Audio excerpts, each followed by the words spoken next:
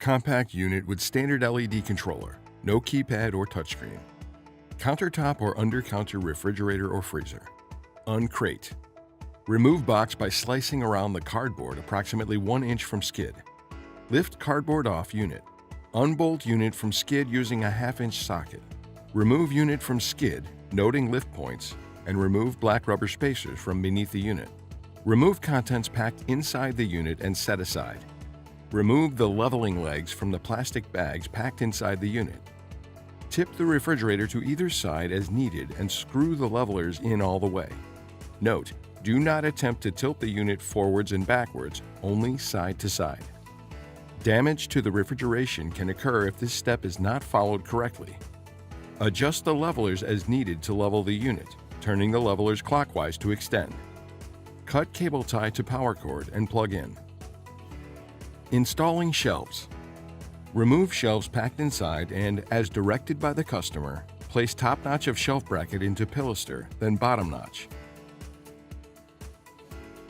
Press down on top of shelf to lock the shelf into the pilaster.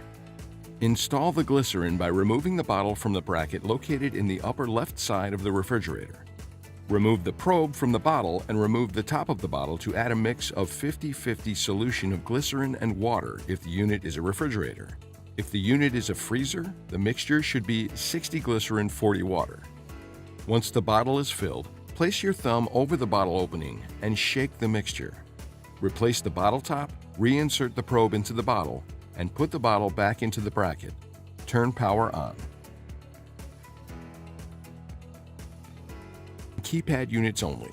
Battery backup must be connected prior to putting the unit into service. Provide power to the unit and turn power switch to the on position.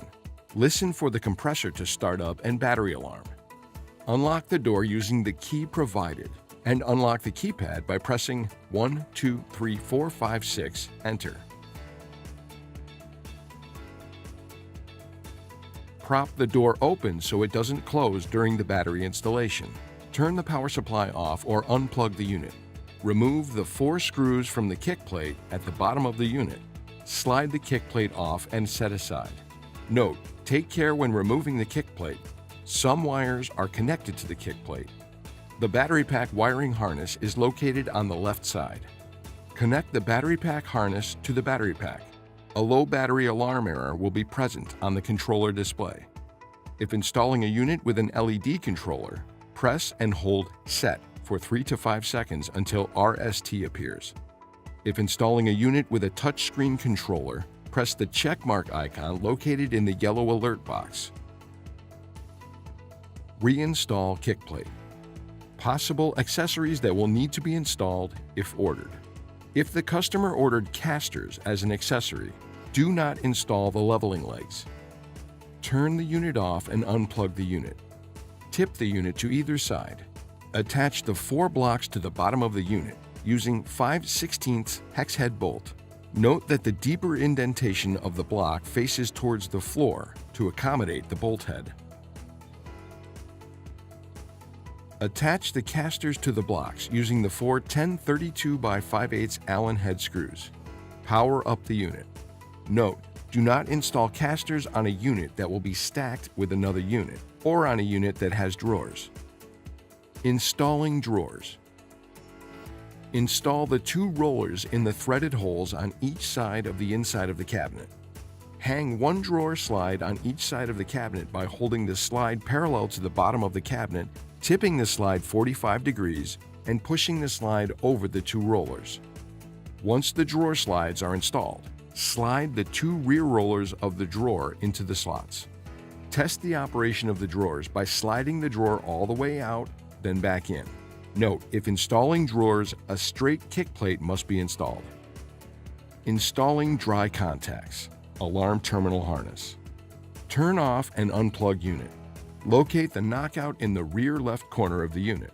Remove the rear ventilation cover and install terminal block and secure with nuts and screws provided with the dry contact kit.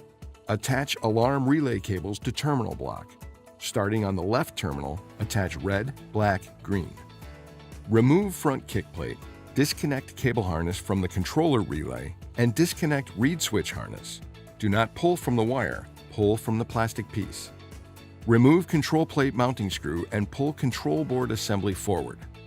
Run alarm relay cable from alarm terminal to control board assembly. Connect the alarm terminal harness to the P5 terminal on the control board and secure the alarm terminal assembly to the existing wire harness with wire ties. Reinstall control board assembly and reconnect the reed switches and controller display. Reinstall front panel and rear vent cover and attach wiring label to vent cover above terminal block. Please follow the step-by-step guide in your written instructions to perform the basic controller setup.